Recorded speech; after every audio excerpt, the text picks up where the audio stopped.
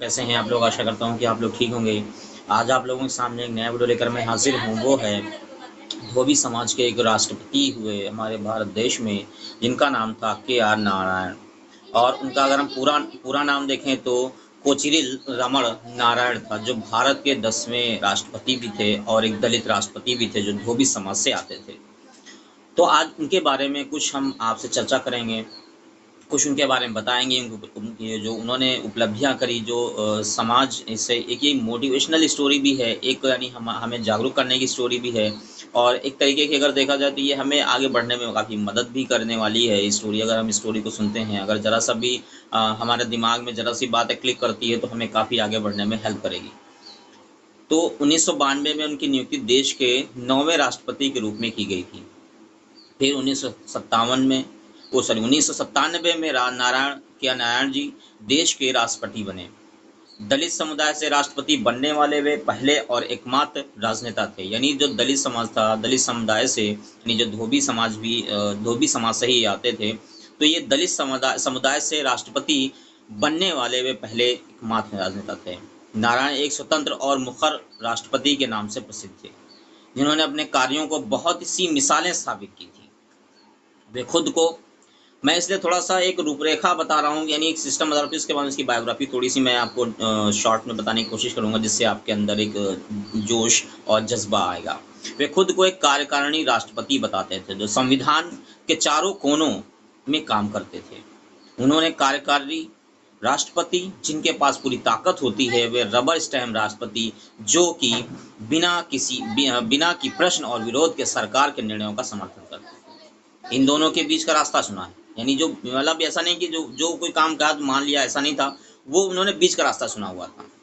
वे अपनी विवेकाधीन शक्तियों का उपयोग राष्ट्रपति के रूप में करते थे, यानी वो ये चीज़ देखते थे कि क्या सही है, क्या गलत है। इन सारी चीज़ों को देख कर ही वो फैसले किया करते थे। निर्णयों से उन्होंने देश के राजनीतिक इतिहास में बहुत सी मिसाइल कायम की हैं। अगर हम अब, तो ये था कुछ उनके बारे में, कुछ थोड़ी सी डिटेल थी शॉर्ट में। अब हम आगे बढ़ेंगे उनके प्रारंभिक जीवन से। तो प्रारंभिक जीवन जो के नारायण जी का जन्म उजहबुर के पेरुम थानम में एक छोटी सी फूस की झोपड़ी में, जो कोचर रमण विधार के 7 बच्चों में से चौथे बच्चे के रूप में हुआ था। वे सिद्धा और आयुर्वेद की पारंपरिक भारतीय औषधि प्रणाली के व्यवसायी थे, यानी व्यवसायी मतलब बिजनेस करते थे। जो भारतीय जो औषधि प्रणाली थी, उस पर वो व्यवसाय करते थे। उनका परिवार काफ़ी गरीब था, लेकिन चिकित्सा के क्षेत्र में उनके पिता कुशाल बुद्धि के होने की वजह से उनका बहुत सम्मान किया जाता था। यानी मतलब वो गरीब तो थे, लेकिन चिकित्सा जो, यानी जो आयुर्वेदिक चिकित्सा चल रही थी, उसमें जो है उनका नाम काफ़ी मशहूर था। यानी वो बहुत ज़्यादा फेमस थे, लोग उन बड़ी इज्जत किया करते थे। 4 फरवरी 1921 को उनका जन्म हुआ था, लेकिन उनके अंकल यानी उनके चाचा को वास्तविक राजनीति के बारे में कुछ भी पता नहीं था। इसलिए मनमाने ढंग से उनका जन्म 27 अक्टूबर 1920 को माना गया। नारायण जी भी इसी जन्म तारीख को भी आधिकारिक रखने का निर्णय किया। के.आर. नारायण जी के पिता ने भारतीय पद्धति की चिकित्सा सिद्ध और आयुर्वेद की गहराई से अध्ययन किया था। यानी जो के.आर. नारायण जी जो हमारे दलित समाज के, जो धोबी समाज के जो राष्ट्रपति हुए थे, उनके पिताजी जो थे वो क्या करते थे, वो चिकित्सा सिद्धा, यानी चिकित्सा सिद्धा जो उनकी थी आयुर्वेद में, वो गहराई से बड़ा अध्ययन किया था उन्होंने। उन्हें इनकी इसकी इच्छा अच्छी समझ थी, जिसकी वजह से सभी उनका बहुत सम्मान करते थे। के.आर. नारायण के 7 भाई बहन थे और वे चौथे नंबर के थे। इसी वजह से बड़ी बहन गौरी होम्योपैथी की डॉक्टर थी। गरीब होने के बावजूद उनके पिता ने शिक्षा को हमेशा प्राथमिकता दी। तो यहाँ पे एक बहुत ही जो पॉइंट मैंने बताया कि गरीब होने के बाद भी उन्होंने ये नहीं सोचा कि हम गरीब हैं तो हम बच्चों को शिक्षा ना दिलाएं, बच्चों को आगे बढ़ने के लिए प्रयास ना करें, शिक्षा ना दें। इस चीज़ों पर भी जो है उन्होंने बड़ा फोकस किया। गरीब होने यानी परेशानियां होने के बावजूद भी उन्होंने अपने बच्चों को पढ़ाने के लिए भरपूर प्रयास किए। के.आर. नारायण जी की प्रारंभिक शिक्षा सन 1927 में उझावुर के अवर प्राथमिक विद्यालय में हुई। वह उस समय आने जाने में उचित साधन नहीं थे। यानी यहाँ पे आप सोचने वाली बात, यानी उस समय जो है एक, अगर हम गांव का काफ़ी टाइम, यानी हम मान लेते हैं अगर हम 50-60 पहले की अगर हम बात करें, तो उस वक़्त जो है शिक्षा को, जैसे जहाँ पे स्कूल हुआ करते थे, वहाँ आने जाने के साधन नहीं थे। जिस तरह से आज साधन मौजूद हैं, उस तरह से साधन नहीं थे। यही वजह थी शिक्षा के लिए उन्हें रोज 15 किलोमीटर पैदल जाना पड़ता था। और ये बड़ी पॉइंटेबल बात है कि वो पढ़ने के लिए 15 किलोमीटर पैदल जाते थे। आज हमें भी इसी तरह की कुछ काम करने होंगे। आज हम देखते हैं कि जो घरों में जो बच्चे हैं वो उनको ज़रा सा कहीं दूर जाना है तो बड़ी प्रॉब्लम्स हैं उनके साथ, बड़ी दिक्कतें हैं उनके साथ। अब हम पैदल नहीं जाएँगे, तब बहुत सारी एक्सक्यूज़ेज़ हैं। लेकिन उन्होंने ये अगर 15 किलोमीटर पढ़ने जाना था, इस चीज़ को उन्होंने कभी अपने आड़े आने नहीं दिया।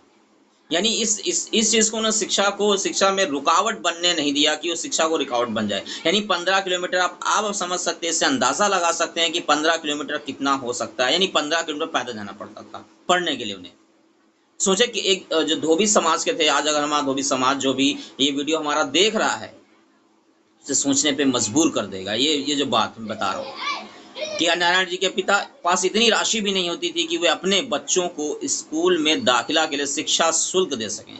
यानी यहाँ पे देखने वाली बात है, तो बच्चों को स्कूल में यानी जो के नारायण के जो पिताजी थे उनके पास इतना पैसा नहीं होता था कि वो अपने बच्चों को शिक्षा दिलाने के लिए वो फीस जमा कर पाए, बड़ी मुश्किल होती थी उन्हें।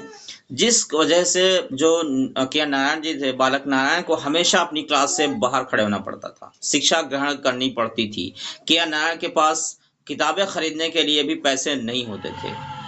यानी यहाँ पे जो लोग इस तरह के एक्सक्यूजेस देते हैं या इस तरह की जो वजह बताते हैं कि हमारे पास पैसा नहीं है, हमारे पास ये चीज़ नहीं है, हमारे पास साधन नहीं है, हमारे पास ऐसी चीज़ नहीं है, हमारे पास वैसे इस तरह की चीज़ नहीं है। अगर इस तरह के लोग जो है ये एक्सक्यूजेस देते हैं या वजह बताते हैं, तो उनके लिए ये स्टोरी बहुत ही इम्पोर्टेंट होने वाली है। यानी जो स्टोरी मैं बता रहा हूँ, तो नया जो किताबें खरीदने तक के पैसे नहीं हुआ कर, वे अपने दोस्तों से किताबें नकल कर लेते थे। यानी पढ़ने का उनको इतना जज्बा था कि वो किताबों को क्या करते थे, अपने दोस्तों से नकल कर लेते थे या दोस्तों से लेकर उन्हें पढ़ लिया करते थे और इससे फ़ायदा कमाते थे, वो फ़ायदा लेते थे। यानी दोस्त से किताब ली, उसके फिर उससे पॉइंट बनाया, पॉइंट बना के नोट कर लिया अपने पास, उसको पढ़ाई करते थे। 1930 से 1935 तक के नारायण ने आवर लेडी ऑफ लोरेदे स्कूल से शिक्षा प्राप्त की और सन 1937 में के आर नारायण जी ने सेंट मैरी स्कूल में मैट्रिक की परीक्षा उत्तीर्ण की। स्कॉलरशिप की मदद से के आर नारायण जी ने इंटरमीडिएट की परीक्षा कोट्टायम के CMS स्कूल से 1940 में पूरा की। तो यहाँ पे एक पॉइंट जो है, यहाँ पे एक और पॉइंट जो है बता रहा हूँ मैं, इसको समझाने की कोशिश कर रहा हूँ आप लोगों को कि उन्होंने स्कॉलरशिप की जो मदद की, के आर नारायण यानी स्कॉलरशिप से उन्होंने इंटरमीडिएट की, उन्होंने परीक्षा पूरी की थी। यहाँ पे एक बहुत ही पॉइंटेबल चीज़ है कि यानी उनको वो लोग कहते हैं स्कॉलरशिप से उन्होंने पढ़ाई करी और 1943 में उन्होंने BA और MA इंग्लिश लिटरेचर में त्रावण कोर्स से विश्वविद्यालय से किया। वे पहले ऐसे दलित थे जिन्होंने फर्स्ट क्लास में अपनी डिग्री पूरी की थी। फर्स्ट क्लास मतलब बहुत अच्छे नंबरों से वो पास हुए थे। यानी ये हमारे दलित समाज के लिए एक प्रेरणादायक स्टोरी है। जिस तरह से डॉक्टर BR अम्बेडकर जी थे, उसी तरह से ये के नारायण जी भी, उन्होंने बड़े ही स्ट्रगल किए और बहुत ही मेहनत से उन्होंने पढ़ाई करी। 1944 और 1945 में नारायण जी ने the Hindu and the times of India के पत्रकार के रूप में भी काम किया। इस दौरान 10 अप्रैल 1945 उन्होंने गांधी जी का इंटरव्यू भी लिया। के नारायण जी हमेशा विदेश जाकर पढ़ाई करने का मन था। यानी के नारायण जी जो चाहते थे कि मैं विदेश जाकर पढ़ाई करूं, तो ये उनके दिमाग में चलता रहता था, किंतु उनकी आर्थिक स्थिति उनकी इजाज़त नहीं देती थी। यानी आर्थिक स्थिति उनकी इतनी खराब थी, वो इस बात की इजाज़त नहीं देती थी कि मैं जाकर जो है पढ़ाई करूं। स्कॉलरशिप का भी उसी समय प्रावधान नहीं था, यानी स्कॉलरशिप का भी प्रावधान उस समय नहीं था। नारायण जी ने JR टाटा, जो उस वक्त के बड़े बिजनेसमैन में हुआ करते थे, उनसे एक चिट्ठी लिखकर मदद मांगी। टाटा जी ने उनकी मदद की और जो है पॉलिटिकल साइंस की शिक्षा के लिए लंदन स्कूल ऑफ जो है इकोनॉमिक्स चले गए। यानी देखिए यहाँ पे पढ़ने के लिए उन्होंने प्रयास किया और ऐसा नहीं है कि टाटा जी को एक दिन में खत लिखा और बुरी बात माने, उससे उन्होंने बहुत मेहनत करी होगी इस बात को उनको समझाने के लिए कि मेरा मकसद क्या, मैं पढ़ाई करना चाहता हूँ, अपने देश को आगे बढ़ाना चाहता हूँ। तो 1948 में वे भारत लौट आए और उनके प्रोफेसर लस्की ने उन्होंने नेहरू जी से मिलवाया। नेहरू जी ने उन्हें IPS की जॉब दिलवाई। फिर के नारायण जी ने 1949 में बर्मा चले गए। इस दौरान 1945 में दिल्ली स्कूल ऑफ इकोनॉमिक्स में उन्होंने बच्चों को भी शिक्षा दी। 1978 में IPS के रूप में जब उनका कार्यकाल समाप्त हुआ। उसके बाद वे 1979 में से 80 तक जवाहरलाल नेहरू विश्वविद्यालय में उप कुलपति भी रहे, जिसको जेएनयू कहा जाता है। इसके बाद 1980 में तत्कालीन प्रधानमंत्री इंदिरा गांधी जी ने इंडियन एम्बेसडर अमेरिका के लिए 1980 से 84 तक का समय इनको दिया। इंदिरा गांधी जी की प्रार्थना पर ही के आर नारायण जी ने राजनीति में प्रवेश किया और 1984, 1989 और 1991 में केरला के पलक्कड़ की ओटापल्लम निर्वाचन क्षेत्र का प्रतिनिधित्व करते हुए कांग्रेस की सीट से लगातार 3 जनरल चुनाव जीते। साथ ही वे राजीव गांधी की यूनियन कैबिनेट में राज्य के मिनिस्टर थे, जिन्होंने योजना 1945, एक्सटर्नल अफेयर 1985 से 86 और विज्ञान और तंत्र ज्ञान 1986 से लेकर 89 जैसे विभाग में उन्होंने काम किया।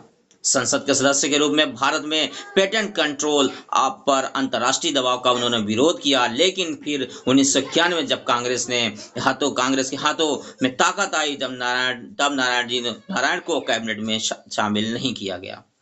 केरला के कांग्रेस मुख्यमंत्री करुणाकर उनके राज्य सलाहकार ने उन्हें मिस्टर मिनिस्टर न बनने की वजह को बताते हुए उन्होंने के नारायण जी को कम्युनिस्ट साथी यात्री बताया, जिसके बाद 21 अगस्त 1992 को शंकर दयाल शर्मा के राष्ट्रपति कार्यकाल में नियुक्ति भारत के उपराष्ट्रपति के रूप में की गई।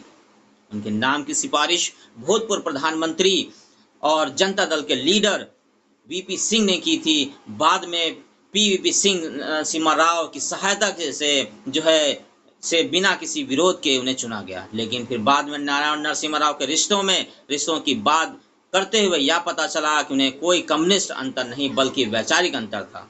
लेकिन फिर भी नरसिम्हा राव जी ने उन्हें उपराष्ट्रपति बनने के लिए सहायता देते रहे और बाद में राष्ट्रपति पद के लिए नरसिम्हा राव जी ने काफी सहायता की थी। नरसिम्हा जी की सहायता से नारायण जी को काफी फायदा हुआ और बाद में राजनेताओं ने उपराष्ट्रपति के रूप में उन्हें स्वीकारा।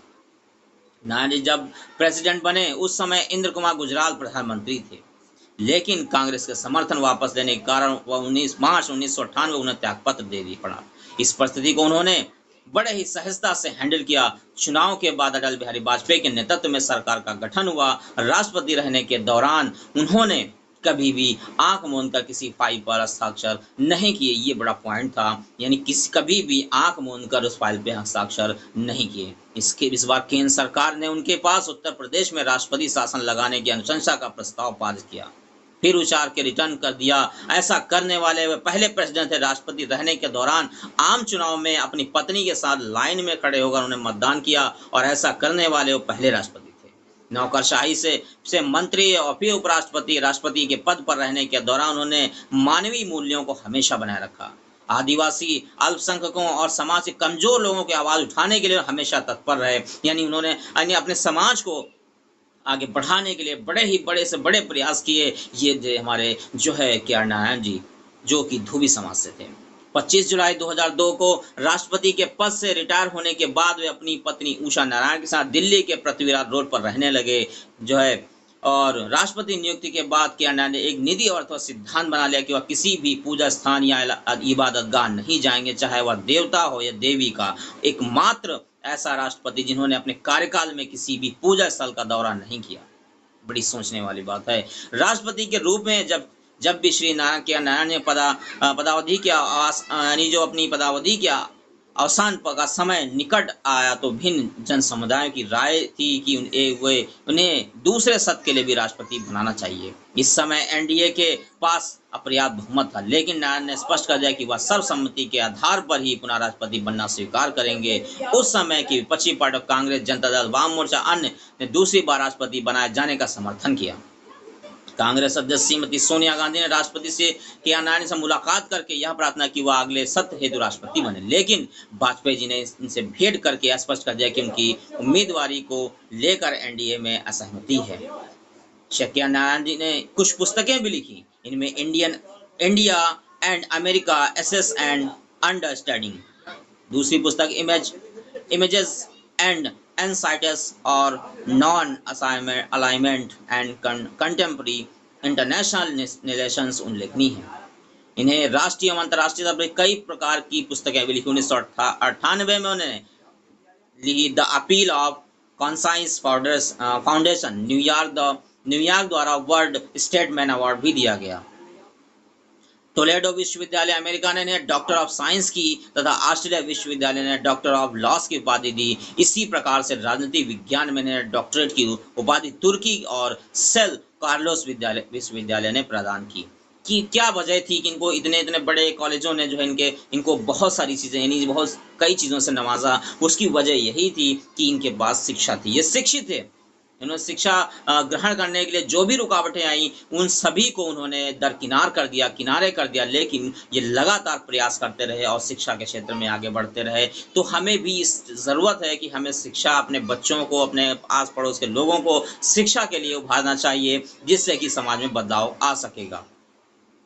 जो भारत के सच्चे सपूत को सदैव याद रखा जाएगा, जो राष्ट्रपति से ज़्यादा बेहतर इंसान थे। मृत्यु यानी जीवन के अंतिम दिनों में निमोनिया से वो पीड़ित हो गए और इलाज के लिए उन्हें army research and referral hospital नई दिल्ली में भर्ती किया गया, जहां 9 नवंबर 2005 को उन्होंने अंतिम सांस ली और 24 जनवरी 2008 को इनकी पत्नी नारायण, जो उषा नारायण थी, उनका भी निधन हो गया। तो यानी ये हमारे समाज के जो महापुरुष हैं, जिन्होंने समाज को बदलने के लिए कितना प्रयास किया, ये हमें जानने की ज़रूरत है। उन्होंने यानी जो भी उनके साथ कठिनाइयाँ आई, वो उन्होंने जो है वो उससे रुके नहीं, वो उससे थमे नहीं, लगातार चलते रहे, लगातार प्रयास करते रहे और पढ़ते रहे, जिसके कारण का जो है इस मुकाम पर पहुंचे और एक नाम रोशन किया। अगर ये आपको वीडियो अच्छी लगे तो इस वीडियो को ज़्यादा से ज़्यादा लोगों तक पहुंचाने की कोशिश करें। आप लोगों से यही अपील है, और हमारे चैनल पे अगर नए हैं तो हमारे चैनल को सब्सक्राइब करें।